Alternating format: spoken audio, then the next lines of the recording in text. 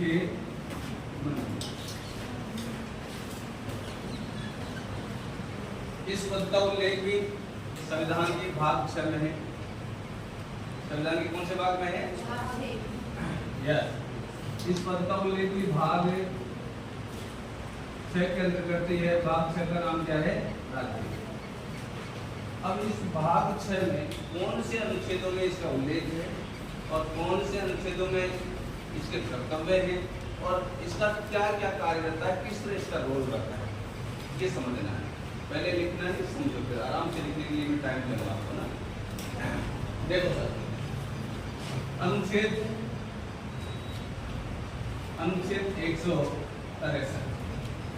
163 इसमें इस बात को लेकर कि राज्य में राज्यपाल को सलाह व परामर्श देने के लिए एक मंत्री परिषद होती है।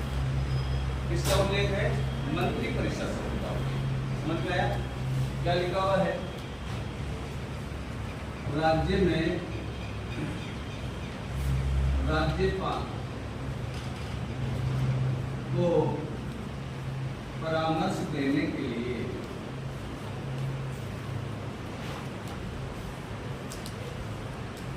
एक क्या होगी सर? मंत्री परिषद होगी। इस मंत्री परिषद शब्द का उल्लेख है कहां पर? अनुच्छेद 163। अब ध्यान देना, ये राज्यपाल को परामर्श देती है और जो परामर्श होता है राज्यपाल और मंत्री परिषद के बीच में, मंत्री परिषद में सारे मंत्री आ गए, कैबिनेट मंत्री और राज्य प्रधानमंत्री आ गए, दोनों के बीच में जो परामर्श होता है वो गुप्त होता है। क्या परामर्श हुआ ये सार्वजनिक नहीं होता। तो एक चीज और नोट डाल लिखेंगे यहाँ पर, नोट,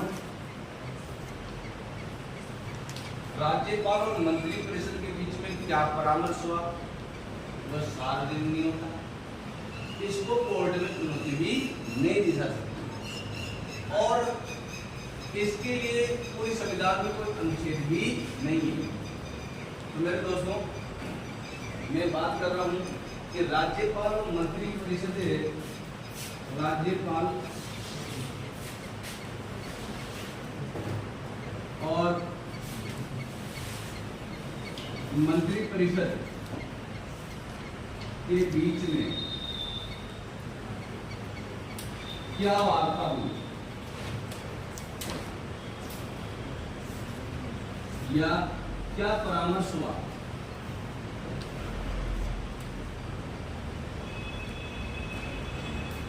इसको कोर्ट में कोई चुनौती नहीं दे सकती।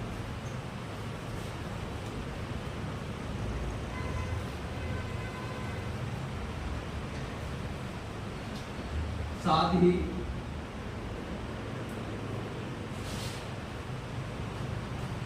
ही इसका उल्लेख संविधान में भी नहीं है।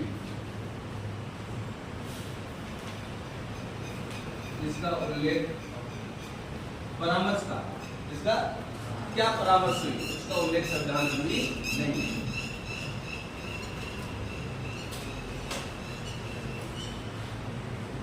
नहीं। एक और बात, जो परामर्श होती है, जो परामर्श होती है उसको राज्यपाल लौटा भी नहीं सकता। उस परामर्श को क्या करना पड़ता है? राज्यपाल को मानना पड़ता है।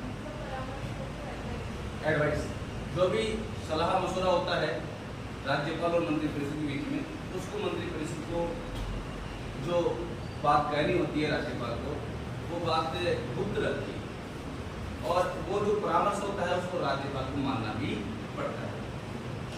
तीन बातें आएंगे।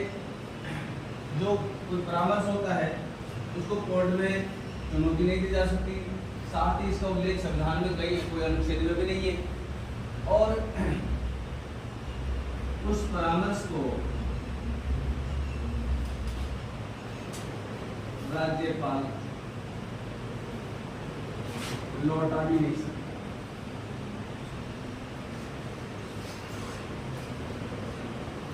तो ये चीज है मंत्री परिषद। जो कैबिनेट मंत्री होते हैं जो स्वतंत्र प्रभार वाले मंत्री होते हैं, राज्य मंत्री होते हैं, वो सारी सब मंत्री परिषद एक बड़ा कंसेप्ट है, जिसमें क्या होता है सर, मंत्री परिषद में ध्यान देना, मंत्री परिषद में कैबिनेट मंत्री आ जाते हैं,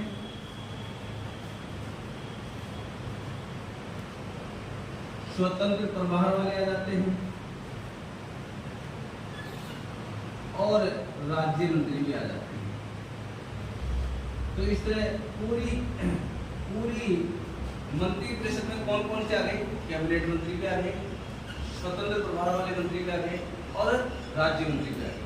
तो इस मंत्री परिषद है और राज्यपाल के बीच में जो परामर्श होती है, उस परामर्श को कोई कोर्ट में जाकर रिट नहीं लगा सकता है, जान नहीं सकता कि क्या बात की है, इनके बीच में क्या वार्ता हुई है, और वो गुप्त होती है। साथ ही इसका कोई उल्लेख संविधान में भी नहीं है कि फला अनुच्छेद के तहत ये वो मंत्री परिषद की वार्ता को सार्वजनिक किया जाए। और जो परामर्श होती है, उस परामर्श को राज्यपाल को मानना ही पड़ता, वो लौटा नहीं सकता। समझ में आ गई मेरे दोस्तों? मंत्री परिषद भी समझ में आ गई। अच्छा, एक शब्द और आता है, मंत्रिमंडल। समझ रहे हैं? तो ध्यान देना, मंत्रिमंडल छोटा कंसेप्ट है और मंत्री परिषद बड़ा कंसेप्ट है। मंत्री परिषद में पूरे मंत्री आ जाते हैं और मंत्रिमंडल में केवल कैबिनेट मंत्री आते हैं। अंडरस्टैंड? समझ गए इस चीज को? चलो हाँ जी, कैबिनेट मंत्री में जिसके पास फुल होलसेल जो प्रभार होता है उनके पास में, वो डिसीजन पावर वही होता है। और ये स्वतंत्र प्रभार वाले कुछ मंत्री ऐसे होते हैं जिनके पास स्वतंत्र होता है और ये राज्य मंत्री भी सही होते हैं। समझ गए इस चीज को? चलो सर, तो यहाँ पर संक्षिप्त में अपन बात करें, 163 में किस बात का उल्लेख है? मंत्री परिषद का उल्लेख। और ये क्या करती है? राज्यपाल को क्या करती है? सलाह मशुरा करती है और परामर्श करती है। समझ में आ गई? अनुच्छेद 164 की बात करें, अनुच्छेद 164, इसमें मुख्यमंत्री का उल्लेख है। किसका उल्लेख है? मुख्यमंत्री पद का उल्लेख। कैसे है सर? राज्यपाल बहुमत दल के नेता को मुख्यमंत्री पद की शपथ दिलाएगा। जो भी दल बड़ा होकर आता है, बड़ा आता है, बहुमत में आता है, उस दल के नेता को क्या दिलाएगा? मुख्यमंत्री पद की शपथ दिलाएगा। साथ ही मुख्यमंत्री की सिफारिश पर अन्य मंत्रियों की शपथ दिलाएगा, नियुक्त करेगा। समझ में आएगी? देखो इसमें लिखा हुआ है, राज्यपाल बहुमत दल के नेता तो क्या दिलाएगा भैया? मुख्यमंत्री पद की शपथ दिलाकर क्या करता है? नियुक्त करता है। क्या करता भैया? नियुक्त करता है। ध्यान देना, मुख्यमंत्री क्या होता है? नियुक्त होता है। मुख्यमंत्री क्या होता है? नियुक्त। ये क्वेश्चन आरपीएससी कई बार पूछ चुकी है, 3rd ग्रेड में पूछ चुकी है, 2nd ग्रेड में पूछ चुकी है, 1st ग्रेड में पूछ चुकी है। मुख्यमंत्री नहीं, जितने भी मंत्री होते हैं वो सब क्या होते हैं? नियुक्त होते हैं। तो बहुमत दल के नेता को मुख्यमंत्री पद की क्या दिलाता है भैया? शपथ दिलाकर क्या करता है? ये नियुक्त करता है। साथ ही अन्य मंत्रियों को मुख्यमंत्री की सिफारिश पर, किसकी सिफारिश पर? सिफारिश पर जिन जिन लोगों के बारे में मुख्यमंत्री कहेगा कि इसको मंत्री बना दो, इसको मंत्री बना दो, उसकी सिफारिश पर अन्य मंत्रियों की उन मंत्रालय की शपथ दिलाता है और नियुक्त करता है। तो साथ ही अन्य मंत्रियों को भी शपथ दिलाकर क्या करता है? वो भी नियुक्त करता है। कौन कर रहा है भैया? राज्यपाल। इसका मतलब ध्यान देना, इसका मतलब यह है कि सभी मंत्री त्याग पत्र किसको देंगे? किसको देंगे? राज्यपाल। व्यक्तिगत रूप से त्याग पत्र किसको देते हैं? राज्यपाल। और सामूहिक रूप से त्याग पत्र किसको देंगे? विधानसभा अध्यक्ष। समझ में आएगा? ये चीज भी आप ध्यान लिख लेंगे। नॉट सभी मंत्री व्यक्तिगत रूप से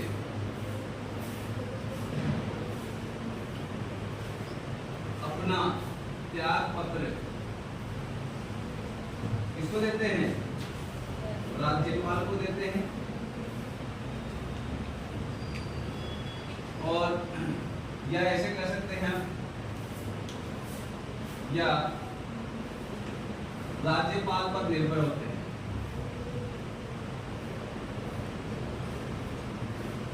निर्भर होते हैं। जबकि सामूहिक रूप से ये शब्द आता है, सामूहिक रूप से इसके प्रति विधानसभा अध्यक्ष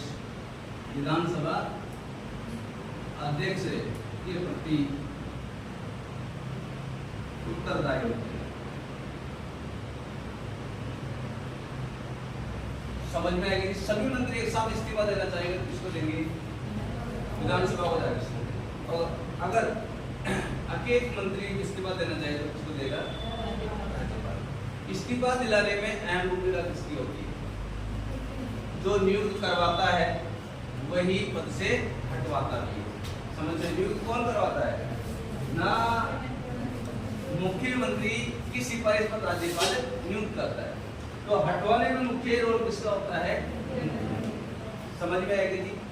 तो ये अनुच्छेद 124 इसमें मंत्री परिषद होगी, राज्यपाल को परामर्श देगी, सलाह करेगी, लेकिन तो परामर्श क्या होगा? सार्वजनिक नहीं होगा, गुप्त रहेगा। उससे परामर्श को लेकर आप कोर्ट में भी नहीं जा सकते। दूसरी बात, अनुच्छेद 164 में क्या लिखा हुआ है? राज्यपाल बहुमत दल, यहाँ ध्यान देना, ये बहुमत दल लिखा हुआ है। बहुमत दल का नेता कौन सा भैया? बहुमत दल के नेता को किसकी पद दिलाएगा? मुख्यमंत्री पद की शपथ दिलाएगा। यही एक बात लगे हाथ में बता देता हूँ। ये विधानसभा में बहुमत दल का नेता होता है। किसका नेता होता है? विधानसभा में बहुमत दल का नेता। लेकिन एक और व्यक्ति होता है, वो भी मैं बताता हूँ आपको। नोट, विधानसभा में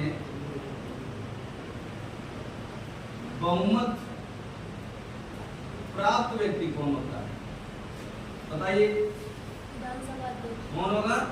विधानसभा अध्यक्ष। थोड़ा सा अंतर है। ये पूरी विधानसभा में बहुमत प्राप्त व्यक्ति होता है, और ये विधानसभा में जो दल ज्यादा सीटें लेकर आता है उस दल का नेता होता है। कौन है भैया? मुख्यमंत्री। अभी वर्तमान में विधानसभा में जो सीटें लेकर आया, कौन सा दल लेकर आया? बीजेपी 115 सीटें लेकर आया। इस पूरे दल का नेता कौन है? मुख्यमंत्री। कौन है? बल्लेलाल जी। कौन है जी? और विधानसभा 200 सीटें हैं। इस 200 सीटों में, पूरी 200 सीटों में बहुमत प्राप्त व्यक्ति कौन है? विधानसभा अध्यक्ष। और विधानसभा अध्यक्ष कौन है? अजमेर वाले कौन है? वासुदेव देवनानी। कौन से है भैया? वासुदेव देवनानी। तो दोनों में अंतर है। ये बहुमत प्राप्त व्यक्ति होता है और ये बहुमत दल का नेता। यस, चलो उतारो इसको एक बार। अनुच्छेद 164, और इसमें अपन ने अभी पढ़ा कि राज्यपाल विधानसभा में बहुमत दल के नेता को क्या करता है? शपथ दिलाकर नियुक्त करता है, और मुख्यमंत्री की सिफारिश पर अन्य मंत्रियों की भी नियुक्ति करता है। समझ में आई? तो दो बात साफ जाहिर हो रही है। मंत्रियों को मंत्री पद दिलाने में महत्वपूर्ण भूमिका किसकी होती है? मुख्यमंत्री। पदों का बंटवारा कौन करता है? मुख्यमंत्री करता है। मंत्रियों को पदों का बंटवारा कौन करता है? मुख्यमंत्री। और मंत्रियों को कार्यों का आवंटन कौन करता है? राज्यपाल। समझ में आएगी? ठीक है, तो ध्यान देना, यहाँ पर मुख्यमंत्री व अन्य मंत्रियों की नियुक्ति का उल्लेख। शॉर्ट में बात करें तो ये नियुक्ति का उल्लेख। अन्य मंत्रियों की नियुक्ति कौन करवाता है? मुख्यमंत्री करवाता है। शपथ भी कौन दिलाता है? कौन दिलाता भैया? राज्यपाल। लेकिन परंपरा क्या है? राज्यपाल, ध्यान देना, परंपरा, राज्यपाल केवल मुख्यमंत्री को शपथ दिलाता है और बाद में मुख्यमंत्री को अपना प्रतिनिधि बनाकर अन्य मंत्रियों को क्या दिलवा देता है? शपथ दिलाता है। तो आप कहीं किसी मुख्यमंत्री या अन्य मंत्री की शपथ को देखकर टीवी में देखकर कंफ्यूज मत हो जाना। शपथ किसके नाम से कराई जाती है? वो सारी राज्यपाल का नाम। तो देखिए, सभी मंत्री जो शपथ लेते हैं वो शपथ किस बात की लेते हैं? बताइए, किस बात की लेते हैं? ना, गलत है बेटा। Very good. ध्यान देना, जो आप बात कर रहे हैं ना वो राज्यपाल लेता है ना, ये चीजें समझना। शपथ लेते हैं पद व गोपनीयता की, पद व गोपनीयता की शपथ। ओके, इनको वेतन का उल्लेख भी अनुच्छेद 164 में ही है। और वेतन अभी मैंने बताया कि राज्य की संचित निधि के आधार पर मिलता है, राज्य की संचित निधि के आधार पर। जैसे राजस्थान के मुख्यमंत्री का वेतन 1,75,000 रुपए, ऐसे केरल के मुख्यमंत्री का वेतन 1,25,000 है, लेकिन ये वेतन 1.5 लाख से लेकर 2.5 लाख के बीच में मिलता है। कहाँ से मिलता है? राज्य की संचित निधि से। तो वेतन का उल्लेख हालांकि कहाँ पर है? अनुसूची। वेतन का उल्लेख कहाँ पर है? अनुसूची। तो वेतन कहाँ कितना मिलता है? राजस्थान के संदर्भ में बात करते हैं तो राजस्थान के मुख्यमंत्री को वेतन 1,75,000 प्लस वेतन भत्ते, क्या भैया? भत्ते मिले। अब बात करें कितने साल के लिए मुख्यमंत्री बनता है? सामान्यतः 5 साल। इसके लिए उनका कार्यकाल जो है, कार्यकाल होता है, जिसका उल्लेख भी अनुच्छेद 164 में ही है, क्लॉज में, सब क्लॉज में है। इनका कार्यकाल सामान्यतः कितने साल का होता है? 5 साल का। लेकिन बीच में इस्तीफा के द्वारा बैठाया जा सकता है, बीच में सरकार के लेवल पर बैठाया जा सकता है और बीच में इस्तीफा भी मांगा जा सकता है। तो सामान्यतः कार्यकाल सामान्यतः कितना होता है? 5 वर्ष का। दूसरा ऐसे क्या है? निश्चित नहीं है। सामान्यतः बात करें तो कितने साल का होता है? 5 वर्ष का। और ऐसी बात करते हैं निश्चित नहीं है, क्योंकि सरकार गिरने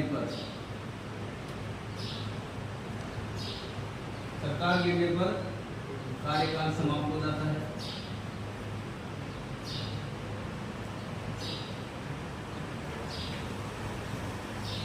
ऐसे ही अगर किसी की मृत्यु हो जाए, मृत्यु होने पर कार्यकाल समाप्त हो जाता है।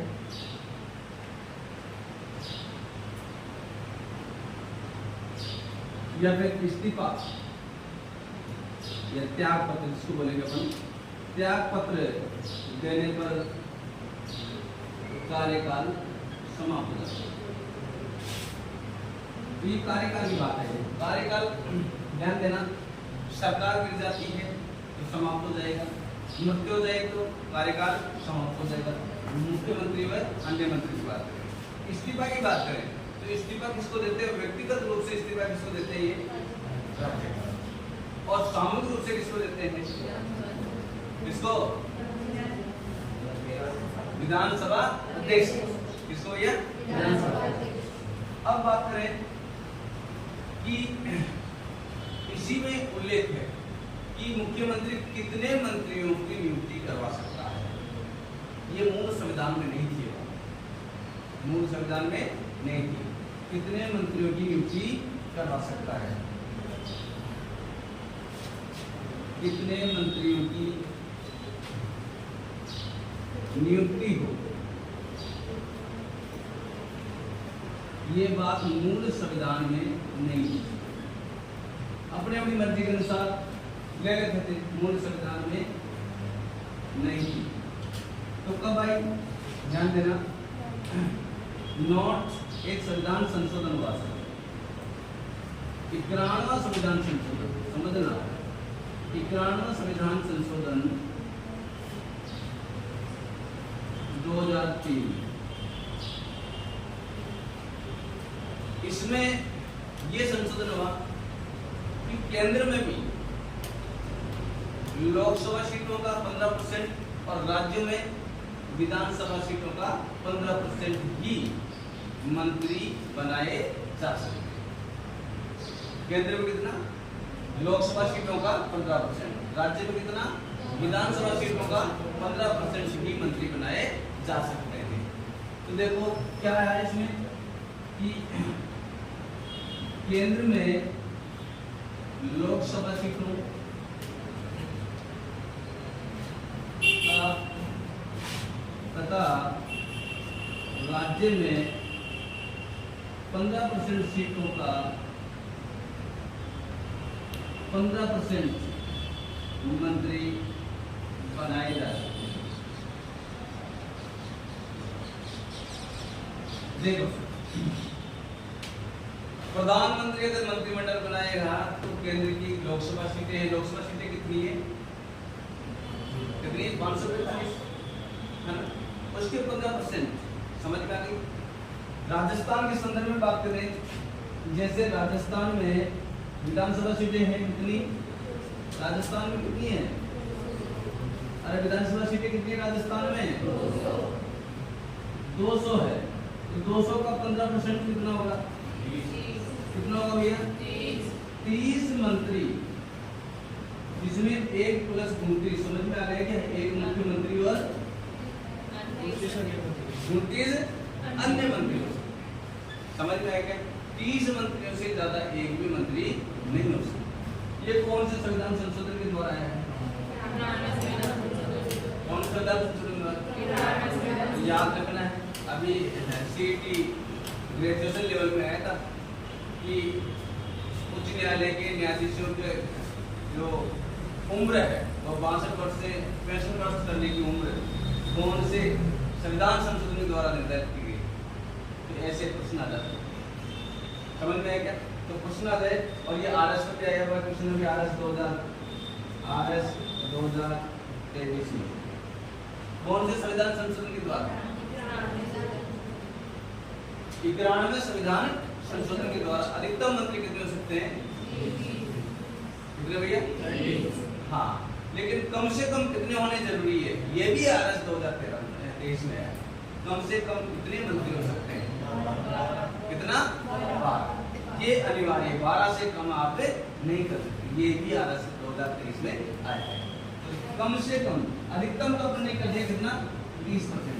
ध्यान दें, नोट कम से कम, ये भी बात इसी संविधान संशोधन में है, कम से कम मंत्री 12 हो सकते हैं, इससे कम नहीं हो सकते। समझ में आएगा? अब ऐसा क्यों किया? क्योंकि यहाँ पर एक बात का उल्लेख हुआ विधानसभा सीटें।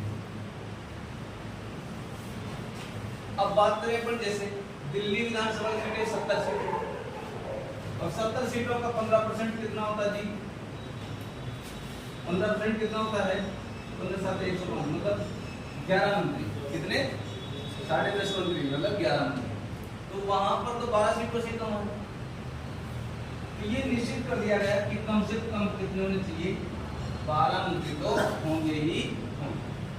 ऐसे बात करें अपन, जैसे सिक्किम विधानसभा सीटें कितनी? 32। अब उसको 15% करेंगे तो कितने हो जाएंगे? लगभग 15 3 45 5 ही होंगे। क्योंकि 5 ही मंत्री होंगे क्या वहां पर? नहीं। कितने होंगे वहां पर? 12 तो जरूर होंगे। समझ में आएगी? तो अधिकतम तो 15% हो सकते हैं। और राजस्थान में कितने हैं वर्तमान में? 30। जैसे यूपी में 403 सीटें हैं, तो उसके कितना होगा? 15 तो 60 मंत्री हो सकते हैं। कितने हो सकते हैं? लेकिन कम से कम कितने निर्धारित किए गए? 12 होने आवश्यक है। ये बात भी आपके आरएस 2023 में आई। समझ में आ गई? अब एक और बात बताता हूँ।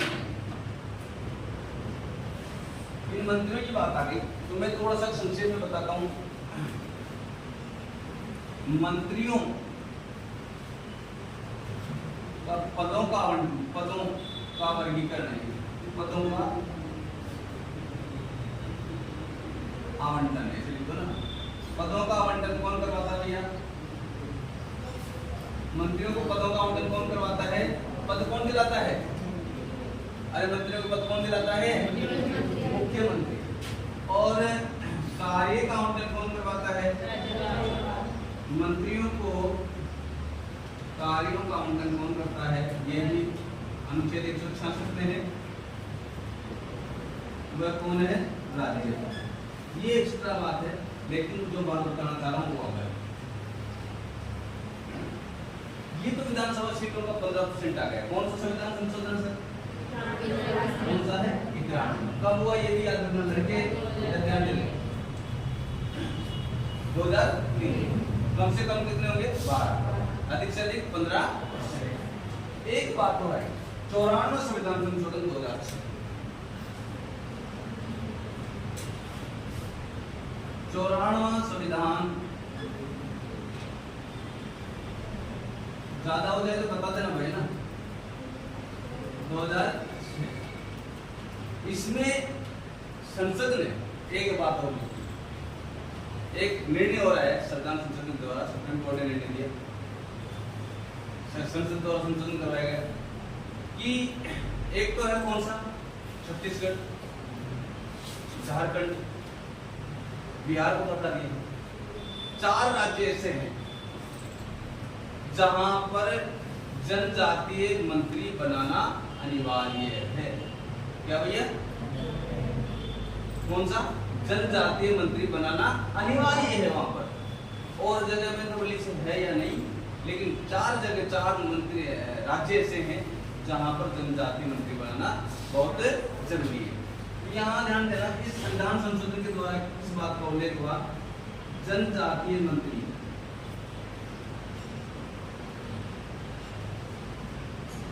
बनाना अनिवार्य। 4 राज्यों का नाम, एक तो छत्तीसगढ़ है, झारखंड, असम भी हो सकता है ना। हाँ कोई बात नहीं, 2 राज्य और बता दूंगा तुम्हें। कौन कौन से? मध्य प्रदेश राइट, और एक कौन सा? उड़ीसा राइट। बहुत अच्छी बात, तो चीज जानते ना। देखो तो ये 4 राज्य, छत्तीसगढ़, झारखंड, मध्य प्रदेश और उड़ीसा, इनमें जनजातीय मंत्री बनाना अनिवार्य है। ये संविधान संशोधन कौन सा? 94 संविधान। और बिहार में भी व्यवस्था थी, लेकिन बिहार को समाप्त कर दिया। नोट यहाँ लगा कर लिखते हैं, उक्त व्यवस्था बिहार में भी थी तो बिहार से समाप्त कर दिया। तो ये चीज आपको भी याद रखना है, और ये अब तक एग्जाम में आए नहीं। यहाँ से एग्जाम में आ गया, लेकिन यहाँ से नहीं आया। समझ में आएगा? तो इसको एक बार करो आप फटाफट। राज्य में मध्य प्रदेश, छत्तीसगढ़, झारखंड और उड़ीसा में जनजातीय मंत्री बनाना अनिवार्य है, लेकिन राजस्थान में भी जनजातीय मंत्री बना रखा है। तो क्या राजस्थान में भी जनजातीय मंत्री बनाना अनिवार्य है क्या? नहीं। राजस्थान में व्यवस्था जनजातीय मंत्री बना रखा है, और किसको बना रखा है? बाबूलाल राय। अब एक बात और आई है कि कितने % मंत्री बना सकते हैं? 15%। कितने मंत्री? 15% मंत्री बना सकते हैं। तो राजस्थान में कितने मंत्री बन सकते हैं? 3। राजस्थान में कितने? 3। और कम से कम बनाने हैं तो समझ में आ गई। वर्तमान में राजस्थान में कितने मंत्री हैं? वर्तमान की बात करें, बनने तो अधिकतम कितने बन सकते हैं? 30। लेकिन वर्तमान में राजस्थान में, ध्यान देना, वर्तमान में राजस्थान में मंत्रिपरिषद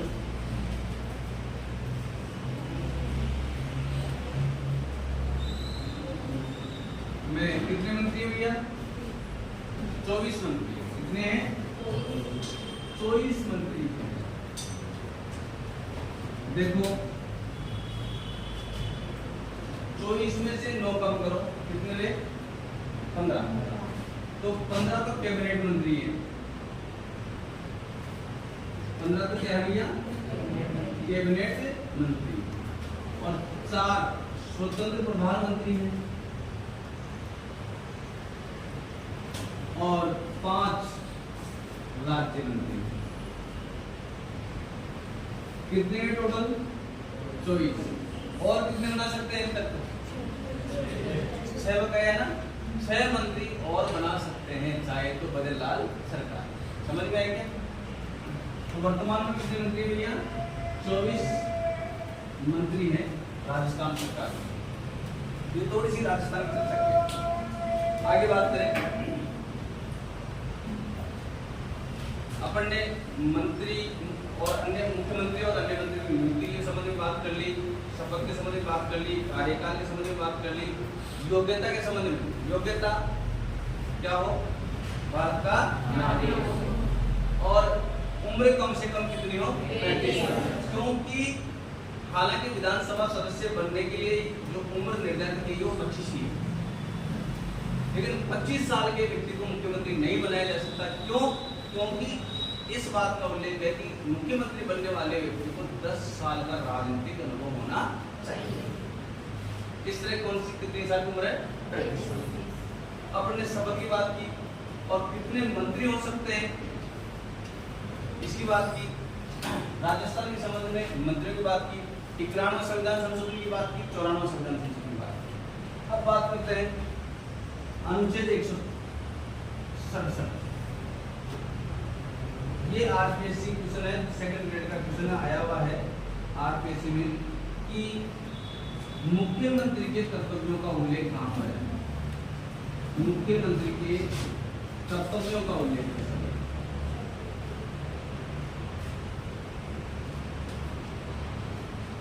अनुच्छेद 167।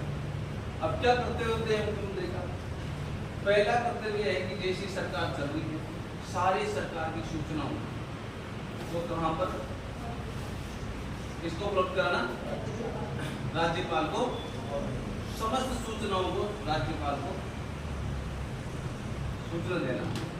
दूसरा कर्तव्य है कि जो शपथ लिए पद व गोपनीयता के अनुसार और जो कार्य करने की शपथ लिए राज्य की जनता के अनुसार कार्य करना।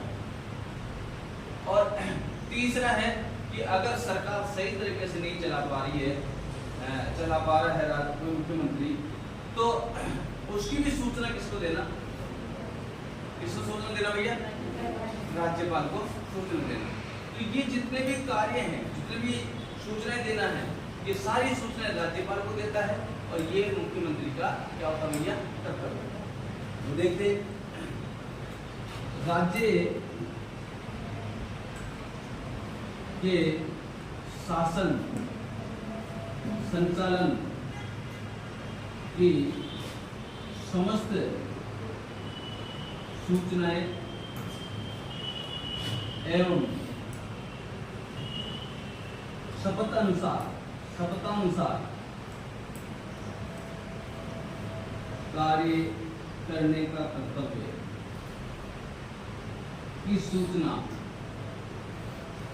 राज्यपाल को उपलब्ध कराना।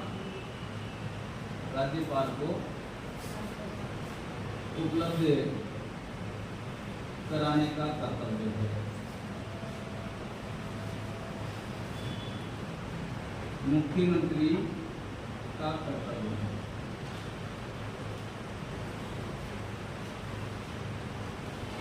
समझिए ये कौन से अनुच्छेद में? अनुच्छेद 167 और एक अनुच्छेद है अनुच्छेद 177। इसमें बहुत ही बढ़िया रोचक बात है कि कोई भी व्यक्ति मुख्यमंत्री बन सकता है, कोई भी व्यक्ति मंत्री बन सकता है। 6 माह तक कोई भी व्यक्ति, अभी जैसे अपने कर्नपुर सीट थी गंगानगर में और वहां पर टीटी साहब को मंत्री बना दिया था, तो कोई भी व्यक्ति बिना चुनाव लड़े मंत्री बन सकता है, लेकिन 6 महीने तक मंत्री रह सकता है। 6 महीने के भीतर उसे विधानसभा में क्या लेना पड़ेगा भैया? क्या लेना पड़ेगा? सदस्यता हासिल लेनी पड़ेगी, मतलब चुनाव लड़ना पड़ेगा, चुनाव जीतना पड़ेगा। तो ये बात कहां पर कि कोई भी व्यक्ति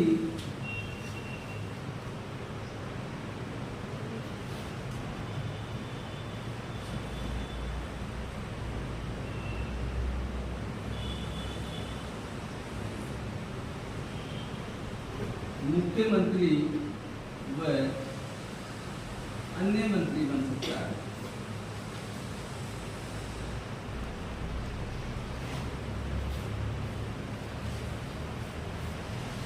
लेकिन 6 माह के भीतर उसे क्या करना पड़ेगा? विधानसभा या विधानमंडल की सदस्यता हासिल करनी पड़ेगी। विधानमंडल की सदस्यता हासिल करनी पड़ेगी।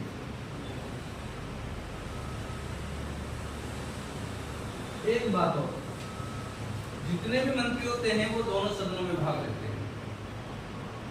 2 सदन होते हैं विधानमंडल के, विधानसभा और विधान परिषद।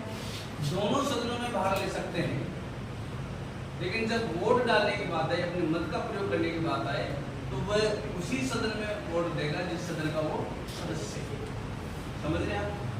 तो विधान जो मंत्री होते हैं, जैसे मानो अपने यहाँ पर द्विसदनीय मंडल है, मानो और अपना जैसे अभी बात करें बाबूलाल खराड़े जनजाति मंत्री है, तो ये विधानसभा में भी भाग ले सकता है, यहाँ की कार्यवाही में भाग ले सकता है, और विधान परिषद की कार्यवाही में भी भाग ले सकता है। लेकिन अगर विधान परिषद में वोट डालने की बात आए तो वहाँ वोट नहीं डालेगा, क्योंकि सदस्य कहाँ का है? विधानसभा का। तो जिस सदन का सदस्य होता है उसी सदन में वोट डालता है। वोट डालने की बात आए तो उसी सदन में वोट डालेगा जहाँ वो सदस्य है। बाकी दोनों सदनों की कार्यवाही में मंत्री भाग ले सकते हैं। यहाँ पे लिखेंगे मंत्री दोनों सदनों में भाग ले सकते हैं। दोनों सदनों की कार्यवाही में दोनों सदनों की कार्यवाही में भाग ले सकते हैं, लेकिन मत का प्रयोग कहाँ करेगा भाई? मत का प्रयोग उसी सदन में करेगा, यानी उसी सदन में करेगा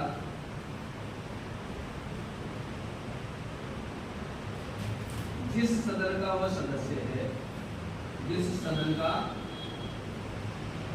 वह सदस्य। ये बात आपको समझ में आएगी? समझ में आ गई? जब जैसे अपने भारत में 20 सदनीय विधानमंडल 6 राज्यों में, कितने राज्यों में? 6 राज्यों में। अब मानो कोई वहां उन राज्यों के जो मंत्री हैं वो दोनों सदनों में भाग लेंगे, विधानसभा में भाग लेंगे और विधान परिषद में। समझ गए? लेकिन अगर उनको वोट डालने की बात आए तो जिस सदन का सदस्य है उसी सदन में जाकर वो अपना मत का प्रयोग करेगा। तो ये सूचना है अनुच्छेद 163 में मंत्री परिषद, अनुच्छेद 164 में मुख्यमंत्री पद और अन्य मंत्री, और अनुच्छेद 165 में महाधिवक्ता है जिसको मैं अलग से बताऊंगा। अनुच्छेद 166 में राज्यपाल मंत्रियों को कार्यों का आवंटन करता है। अनुच्छेद 167 में मैंने बताया मुख्यमंत्री के कर्तव्य का उल्लेख। अनुच्छेद 168 में विधानमंडल से संबंधित है, राज्यपाल अभिनंग है। और अनुच्छेद 177 की बात की मैंने कि मुख्यमंत्री व अन्य मंत्री कोई भी व्यक्ति बन सकता है, लेकिन 6 महीने के भीतर उसको क्या करना पड़ेगा? चुनाव जीतकर विधानसभा सदस्यता हासिल करनी पड़ेगी। ये मैंने मुख्यमंत्री से संबंधित सारे अनुच्छेद बता दिए हैं, और इसको एक बार बताओ, फिर आगे चर्चा करते हैं अपन। संवैधानिक प्रमुख या वास्तविक प्रमुख क्या होता है? Very good. ऐसे प्रश्न आ जाते हैं मुख्यमंत्री क्या होता है, वास्तविक प्रमुख होता है राज्य का, बल्कि संवैधानिक प्रमुख कौन होता है, ये चीज यहाँ पर भी देखो, ये क्या है, राज्य का वास्तविक प्रमुख होता है, राज्य का वास्तविक प्रमुख होता है। हाँ जी बिल्कुल, सेंटर में प्रधानमंत्री, जबकि ध्यान दे रहे नॉट संवैधानिक प्रमुख कौन सा है, संवैधानिक प्रमुख कौन होता है, राज्यपाल होता है। ये बात क्या है। अब बात करते हैं अपन राजस्थान के संदर्भ में मुख्यमंत्री। एक चीज और बताता हूं मैं, मुख्यमंत्री की सलाह पर ही राज्यपाल सत्र को बुलाता है। जब सत्र नहीं चलता, दोनों सदनों में, दो सदन है कहीं पर भी और लड़ाइयाँ चल रही है, जुत्तम-फाक हो रहा है? ये एक ही सदन है, वहां पर पक्ष और विपक्ष में क्या हो रहा है, लड़ाइयाँ चल रही है। तो जब सदन सत्र नहीं होता है तो सत्र को बुलाने के लिए सिफारिश कौन करता है, मुख्यमंत्री करता है। किससे, राज्यपाल से। राज्यपाल सत्र बुला भी लेता है,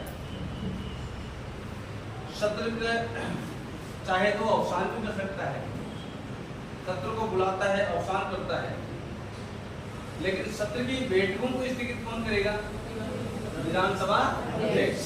समझ में आ गई। तो सत्र को बुलाने में मुख्यमंत्री की सिफारिश होती है और मुख्यमंत्री की सिफारिश पर ही राज्यपाल, ध्यान देना, विधानसभा सत्र को बुलाने की सिफारिश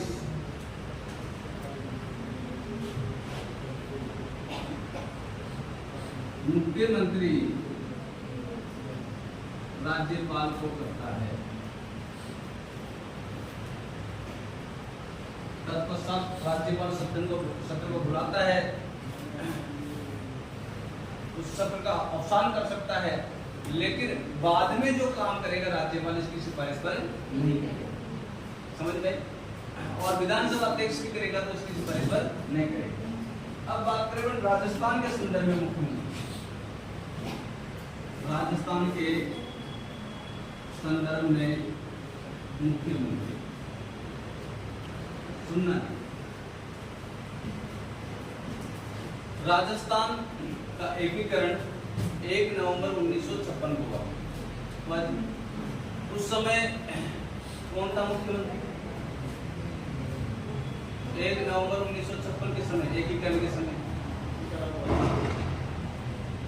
कौन था? टीकाराम। गलत है बेटा, ऐसे सुना जाता है मोहनलाल, क्योंकि पहली विधानसभा का गठन तो 1952 में हो गया। 29 फरवरी 1952 को पहली विधानसभा गठन हो गया। पहली बैठक हो गई 31 मार्च 1952 और उस समय चुनाव हुए थे। अब ध्यान देना, 1952 से पहले चुनाव नहीं हुए थे, तो मनोनीत मुख्यमंत्री था। अपना संविधान लागू हुआ, ध्यान देना जी, भारत का संविधान। समझना ये बातें, यहाँ से प्रश्न आते हैं और ये चीज समझ में नहीं आती ना, हमेशा बच्चा रटपुट होता पढ़ के उल्टा सुल्टा करके आ जाता है। समझ लिया? समझना,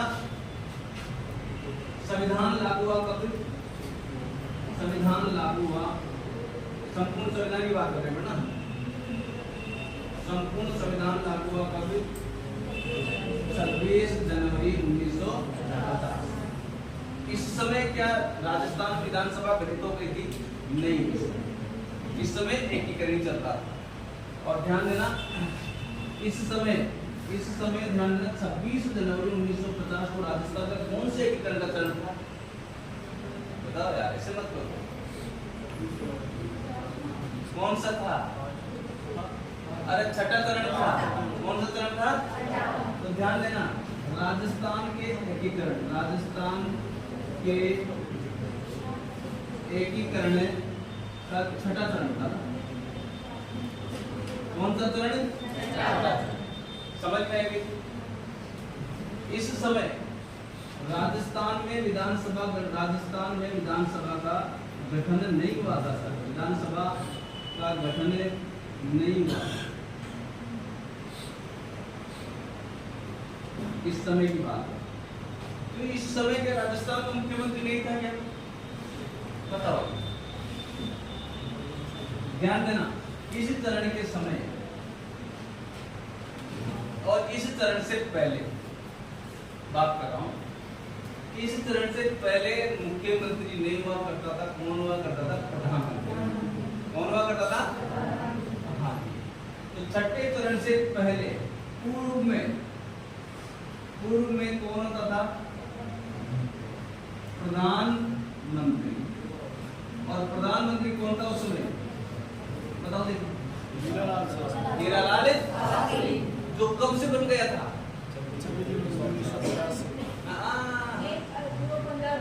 ना, वो बन गया था 30 मार्च 1949 को राजस्थान के चौथे चरण से।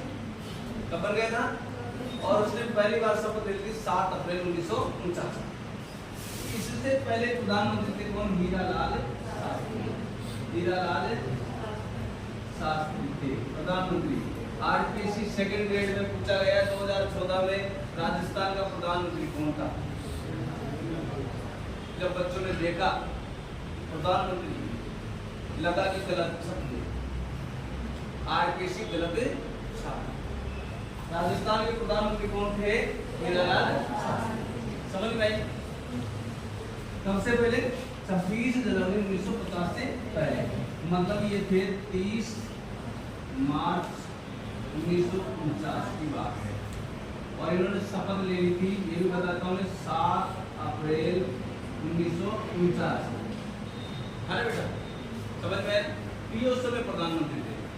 लेकिन इस 26 जनवरी 1950 को एकीकरण का छठा चरण था। इसके बाद में अब विधानसभा का तो गठन हुआ नहीं, तो कौन मुख्यमंत्री बनेगा? अब मनोनीत मुख्यमंत्री बनेगा कौन? हीरालाल शास्त्री।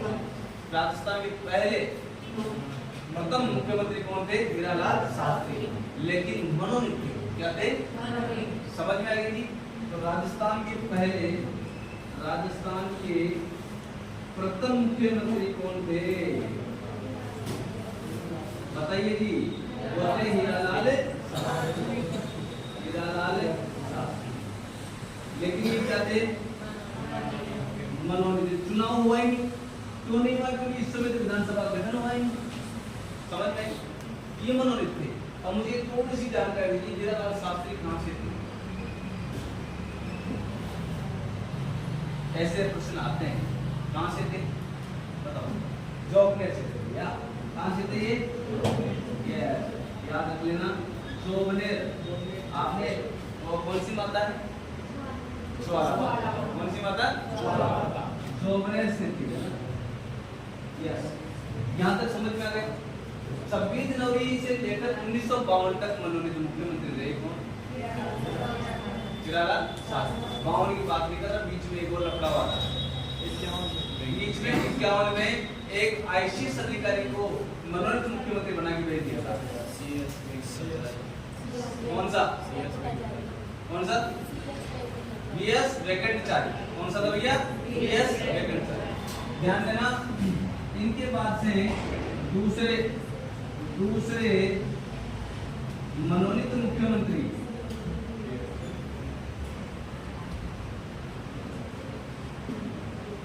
और एकमात्र आईसीएस अधिकारी वो थे कौन? वीएस वेंकटाचार्य।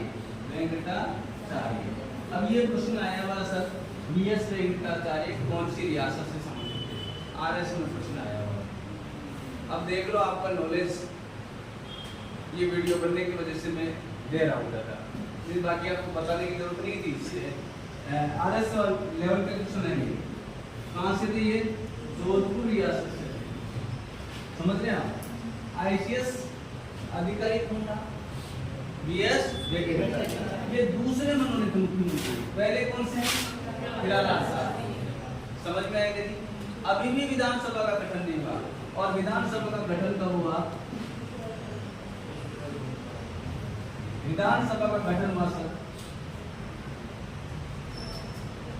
29 फरवरी 1952। विधानसभा का गठन, समझना बात।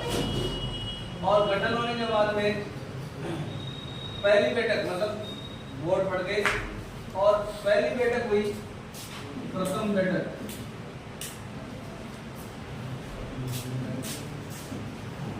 पहला अभिभाषण हुआ था, ध्यान देना, 29 मार्च 1952 को अभिभाषण प्रथम अभिभाषण कर सकते हैं।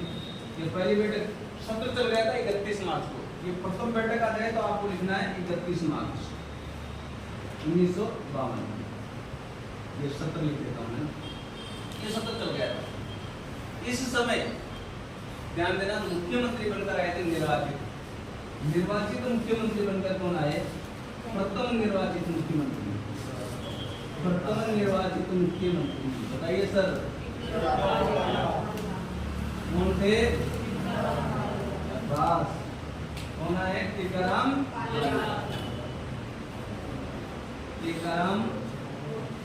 पालीवाल। कहाँ से थे सर?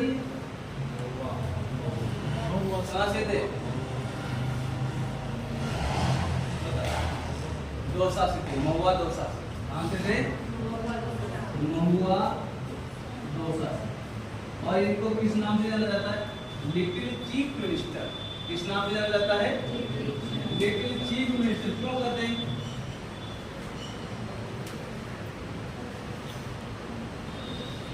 लिटिल चीफ मिनिस्टर इस नाम से जाना जाता है। आपने लिटिल मास्टर का नाम सुना होगा। लिटिल मास्टर किसको बोलते हैं? लिटिल मास्टर किसको बोलते हैं? और क्रिकेट में किसको बोलते हैं? लिटिल मास्टर तेंदुलकर को बोलते हैं। तो ऐसे ही कदम क्या थी, समझ गए क्या? तो ऐसे लिटिल चीफ मिनिस्टर किसको बोला जाता है? टीकाराम पालीवाल। ध्यान देना, 1952 में चुनाव, पहले निर्वाचित मुख्यमंत्री कौन बनकर आए? टीकाराम पालीवाल। कहाँ से थे? ये प्रश्न आया नहीं, याद रखना कहाँ से, समझ में लिया तो आ गया, जॉब लेने का ये नहीं है।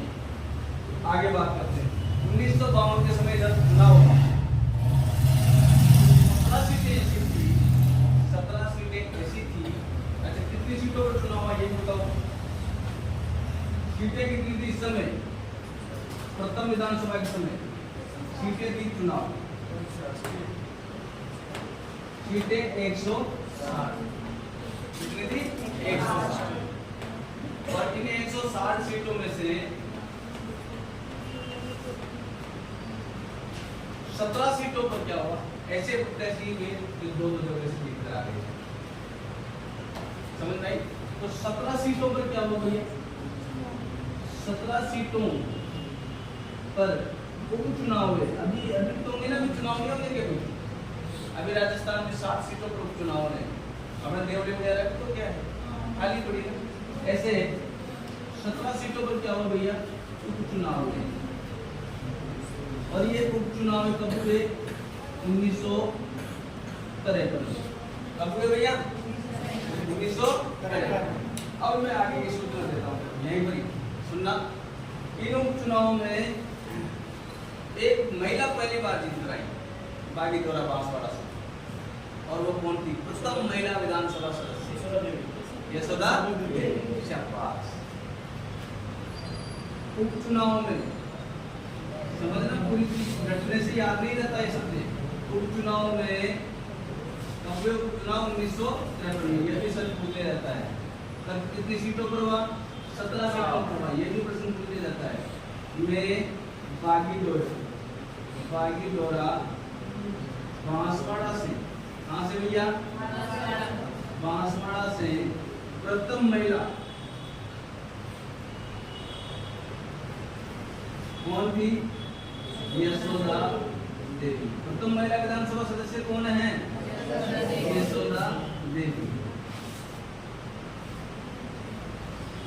निर्वाचित होकर आई।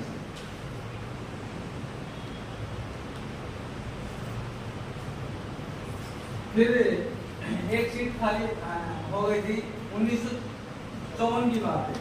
और 1954 में कमला बेनीवाल, कौन भैया? कमला बेनीवाल विधानसभा सदस्य बनी,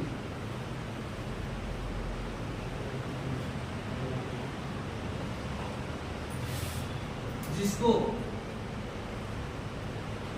मंत्री बनाया गया। क्या बनाया भैया? और ये प्रथम महिला मंत्री थी, प्रथम महिला मंत्री बनी।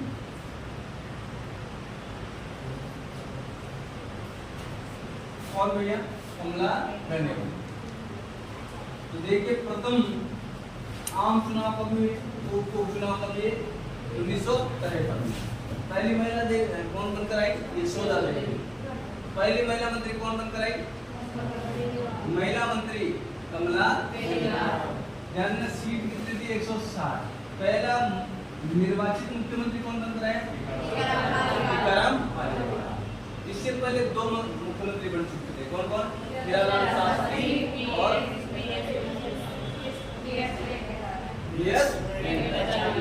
ध्यान देना 1954 में ही एक और उठापटक हुई थी। यहाँ पर जयनारायण व्यास ने चुनाव लड़ा था और पहले मनोनीत मुख्यमंत्री बने थे। यहाँ पर टीकाराम पालीवाल ने क्या दिया था? इस्तीफा दे दिया और वहाँ पर मनोनीत मुख्यमंत्री बनकर आए थे कौन? तीसरे मनोनीत मुख्यमंत्री कौन? जयनारायण व्यास। यहीं पर लिख देता हूँ, ध्यान देना 1954 में टीकाराम पालीवाल ने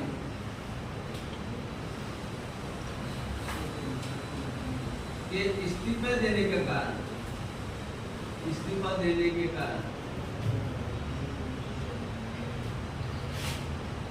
तीसरा मनोनीत मुख्यमंत्री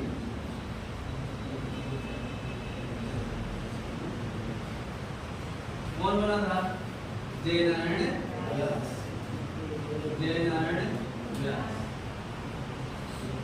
ये तीसरा मनोनीत मुख्यमंत्री था जो बाद में 1994 में चुनाव लड़ा बाद में और चुनाव जीत कर भी आया।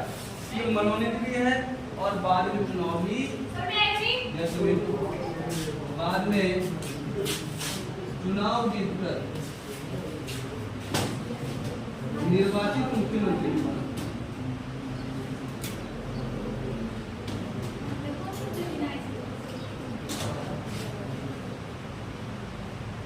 देखिए सर, समझना बात को।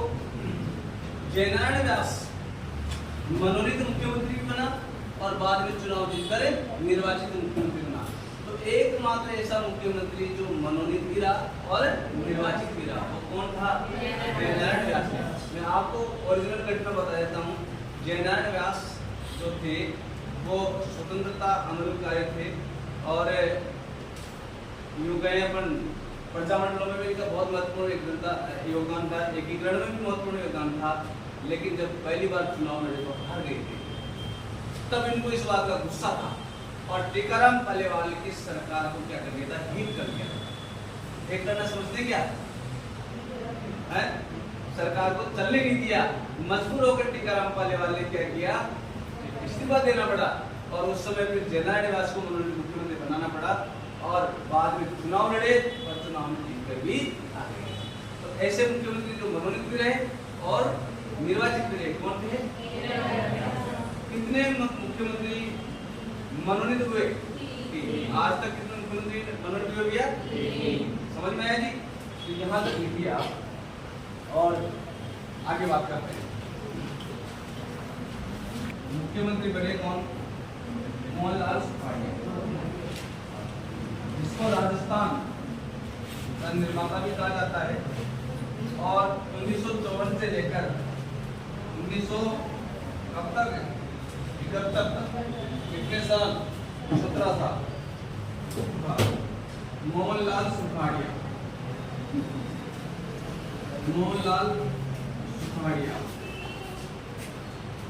मुख्यमंत्री बने 1954 से लेकर 1971 तक रहे। 17 वर्ष, लगभग कितने वर्ष?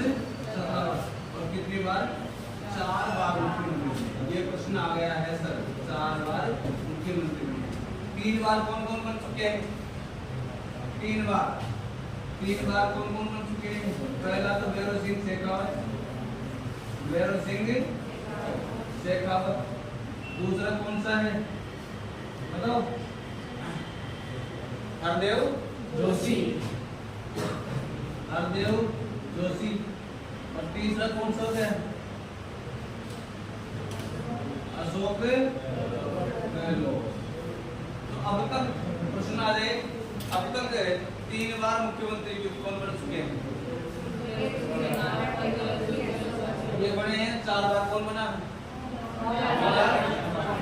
सुखाड़े जी के बारे में थोड़ा सा जान लेते हैं। इनका जन्म ध्यान देना, जन्म कब हुआ? ये प्रश्न आया नहीं है, ध्यान रखना। जन्म कब हुआ? झालावाड़ में। और मृत्यु कहाँ हुई है ये भी याद रखना, ये भी नहीं आया है। बीकानेर में 1982 में मृत्यु हुई थी। और ये प्रश्न बहुत इंपॉर्टेंट, मुख्यमंत्री बनने के बाद में कहाँ के राज्यपाल बने, ये अब तक आया नहीं, आएगा 100%। एग्जाम की खोपड़ी में छेद कर लिया है मैंने, समझ लिया है एग्जाम में कहाँ से प्रश्न देता है। तो ये प्रश्न आएगा क्योंकि इसको राजस्थान का क्या कहा जाता है? राजस्थान का निर्माता। क्या कहा जाता है भैया? राजस्थान का निर्माता। इसके समय ही ध्यान देना, इसके समय ही प्रथम आपातकाल लगा था। इनके समय प्रथम आपातकाल लगा था। समझ में आ गई? 1967 में कब लगा था? 1967 में। राजस्थान के एकीकरण के समय मुख्यमंत्री कौन थे? यही थे। राजस्थान के एकीकरण के समय मुख्यमंत्री भी यही थे ना। ये सब प्रश्न आ चुके हैं, ये सब प्रश्न आ चुके हैं। तो जन्म और मृत्यु के बारे में प्रश्न नहीं आया। अब प्रश्न आएगा, कौन सा आएगा? कहाँ के राज्यपाल रहे? सुखाड़िया जी,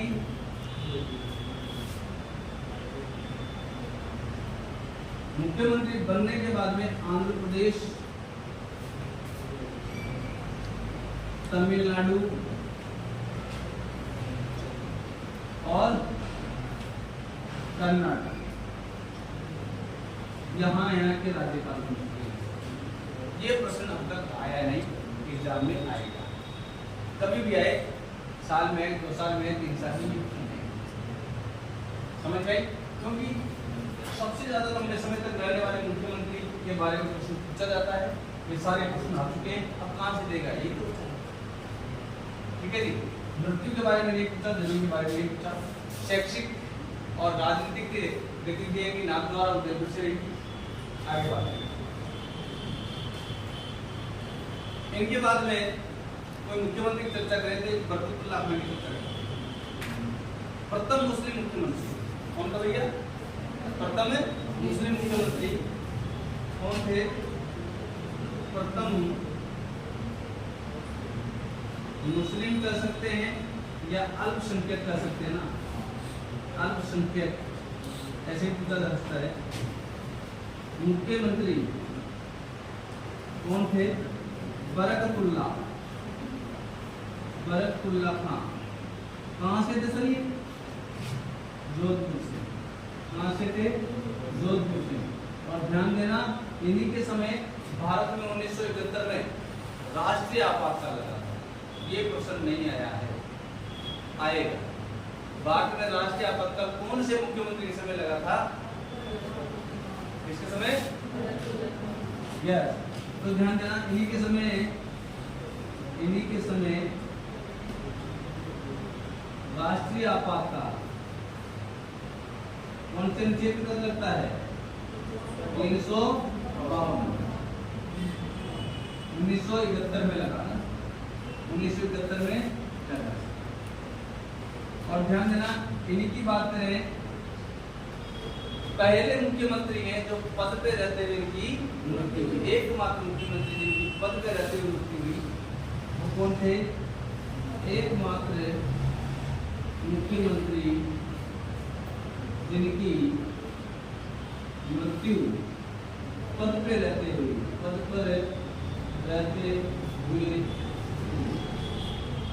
और इनसे संबंधित स्टेडियम है बरकतुल्लाह खान स्टेडियम जोधपुर में, जहां पुलिस की ट्रेनिंग की जाती है, वहां पर पुलिस की ट्रेनिंग करवाई जाती है, आरपीटीसी जोधपुर में। यस, नेक्स्ट बात करें, एक मुख्यमंत्री और वे हैं जो लगातार 10 विधानसभा तक निर्वाचित हुए। हालांकि 10 विधानसभा में मोहनलाल सुखाड़िया ने भी जीत हासिल की है, भैरव सिंह शेखावत ने भी जीत हासिल की है, लेकिन लगातार नहीं जीते सके। समझ में आए कि नहीं? लगातार 10 विधानसभा में जीतने वाले उनके विधायक थे कौन? हरदेव जोशी, जिनको राजस्थान का चाणक्य कहा जाता है। क्या कहा जाता है? राजस्थान का चाणक्य। राजस्थान में निर्माता कौन है? राजस्थान का चाणक्य कौन? चाणक्य था, तभी तो लगातार 10 विधानसभा तक जीता। पहली विधानसभा से लेकर 10 विधानसभा तक जीते कौन? हरदेव जोशी। समझ में? ध्यान देना, लगातार 10 विधानसभा तक जीत हासिल करने वाले सीएम थे कौन? हरदेव जोशी। कौन थे भैया? हरदेव जोशी। लेकिन ध्यान देना, एक बार भी कार्यकाल पूरा नहीं किया, एक बार भी कार्यकाल पूरा नहीं किया, पूरा नहीं किया। समझ में आ गई? और इन्हें क्या कहा जाता है? राजस्थान का चाणक्य, मुख्यमंत्री कहा जाता है। तो एक बार इसको इधर लिख लेते थोड़ा सा और जानते हैं। नोट, ध्यान देना, नोट 10 बार विधानसभा सदस्य बनने वाले, विधानसभा सदस्य बनने वाले मुख्यमंत्री कौन रहे हैं? मोहनलाल सुखाड़िया। सुखाड़िया एक तो यह है और एक भैरव सिंह शेखावत। एक और बात लिखते हैं,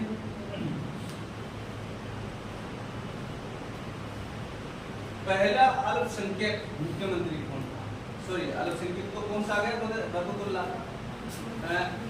आदिवासी या फिर जनजाति मुख्यमंत्री, अनुसूचित जनजाति एससी वर्ग का मुख्यमंत्री कौन था? जगन्नाथ पहाड़िया। कौन था भैया? जगन्नाथ पहाड़िया, जो भूसावल भरतपुर से थे। प्रथम अनुसूचित जनजाति से एससी वर्ग है ना, से बनने वाले मुख्यमंत्री कौन थे भैया? जगन्नाथ पहाड़िया। और ये भूसावल भरतपुर के थे। ऐसे ही ध्यान देना,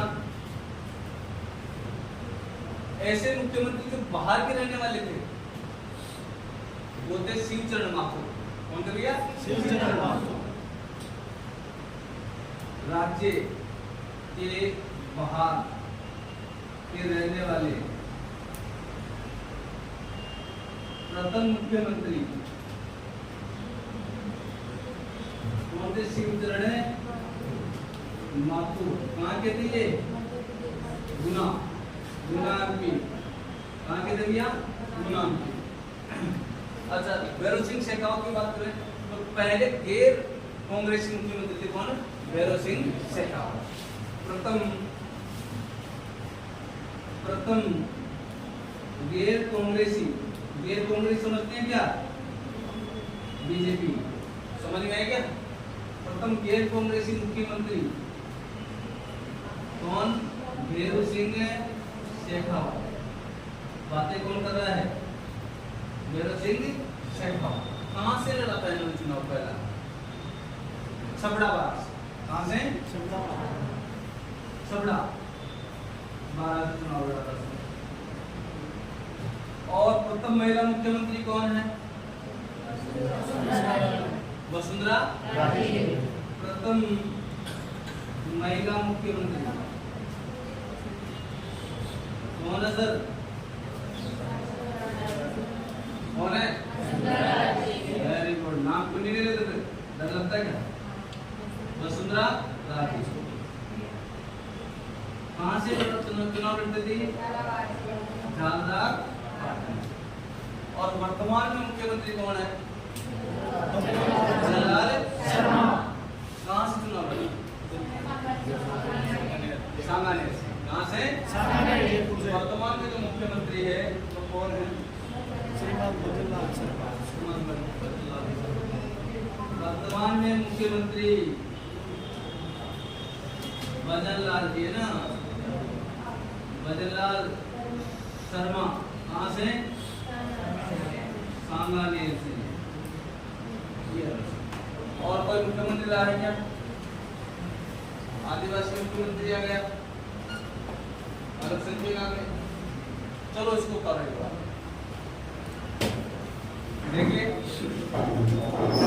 वर्तमान में मुख्यमंत्री कौन है? भजनलाल जी शर्मा। सांगानेर चुनाव लड़े और इनके बारे में कहा जाता है कि ये पर्ची सरकार की मुखिया है। क्या कहा जाता है? पर्ची सरकार की मुखिया। क्यों? प्रोजेक्ट करते हैं कि केंद्र से पर्ची आई और पर्ची के आधार पर इनको मुख्यमंत्री बनाया गया। लेकिन हाँ, इसमें थोड़ा सा कि ये मृत्यु जो हुई है ये 1920 लिख लेना। एक मुख्यमंत्री ऐसा भी रहा है जिनका कार्यकाल सबसे कम रहा और वो कार्यकाल था इसका हीरालाल देवपुरा। तो यहाँ पर आप अलग से लिख लो, सबसे कम कार्यकाल वाले मुख्यमंत्री कौन थे? हीरालाल देवपुरा। और 16 दिन कार्य किया। आज किसके लिए बात नहीं करेंगे? कितने दिन कार्यकाल रहा? 16 दिन। तो बात है तो आपने पूछिए, आपस में कन्वर्सेशन कीजिए। 16 दिन का कार्यकाल रहा। एक और फैक्ट बताता हूं मैं, राजस्थान के एकमात्र मुख्यमंत्री भैरव सिंह शेखावत जो प्रोटेम स्पीकर भी बने। ये प्रसंग तक आया नहीं। तो राजस्थान के एकमात्र मुख्यमंत्री जो प्रोटेम स्पीकर भी बने, ये इसलिए लिखवा रहा हूं मैं क्योंकि अभी वर्तमान बीजेपी सरकार है, तो हो सकता है भैरव सिंह शेखावत से काफी प्रभावित है राजस्थान में बीजेपी सरकार। तो भैरव सिंह शेखावत से प्रश्न पूछा जा सकता है। और प्रोटेम स्पीकर भी बने कौन? भैरव सिंह शेखावत। और एक और फैक्ट याद आया मुझे, राजस्थान की भैरव सिंह शेखावत किसका चुनाव लड़े भैया? किसका चुनाव लड़े? राष्ट्रपति का भी चुनाव लड़ चुके हैं, लेकिन राष्ट्रपति के चुनाव में जीते नहीं, लेकिन उपराष्ट्रपति बन गए। तो एकमात्र मुख्यमंत्री जो उपराष्ट्रपति भी बने, उपराष्ट्रपति भी बने, और कौन थे भैया? भैरव सिंह शेखावत। ये मुख्यमंत्री वाला टॉपिक आज मैंने आपको जितना संभव हुआ उतना क्लियर किया। हालांकि और भी नॉलेज है, लेकिन आपके जो सीईटी का एग्जाम है, हाँ जी, एकमात्र मुख्यमंत्री जो प्रोटेम स्पीकर बने वो कौन थे? भैरव सिंह शेखावत। और ये इन्होंने राष्ट्रपति का चुनाव लड़ा, लेकिन वहाँ जीते नहीं, और उपराष्ट्रपति का चुनाव लड़ा, उसमें हामिद अंसारी जी को हराकर और ये जीत गए थे। तो आज की ये क्लास यहीं पर खत्म, और अभी थोड़ी देर में आपकी एमसीक्यू होगी, इसको करो फटाफट और अपन स्मूथली करते हैं ना।